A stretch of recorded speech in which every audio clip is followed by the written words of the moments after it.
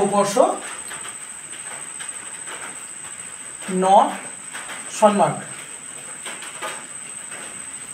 were present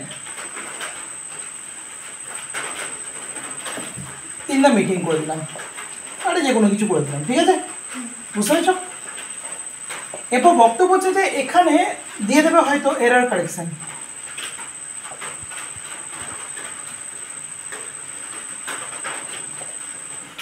তাহলে neither not রয়েছে, neither not.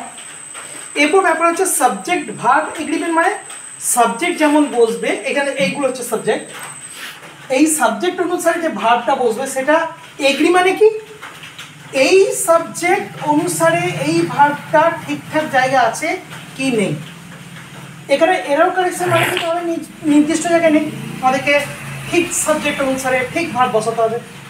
এরপর এই পয়েন্টের আন্ডারে সাবজেক্ট কীভাবে, সাবজেক্টের পরে ভার্বটা কীভাবে আমরা চুজ করব। নিয়মটা হচ্ছে এটা, সব থেকে যে সাবজেক্টটা ক্লোজে থাকবে ভার্বের, তার মানে এখানে একটা সাবজেক্ট আছে, তারপর নট আছে, তারপর সন্মার্ক আছে, তারপর ওয়্যার আছে, ওয়্যারটা অ্যাকচুয়ালি কি ভার্ব, তাই তো? এখানে আর অন্য কোনো ভার্ব নেই, কিন্তু সাবজেক্ট বললে এটাকে বোঝায়, সৌকর্ষ সন্মার্ক দুটোকে বোঝায়।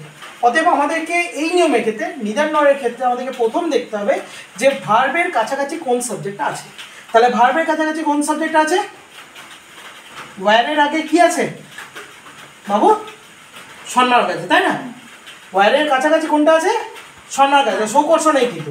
সন্মার্ক একজন না অনেকজন, একজন, একজন, তাহলে ওয়ান পার্সন, ঠিক আছে, ওয়ান চাইল্ড। এরপর একজন হলে ওয়াজ হয় না ওয়্যার হয়,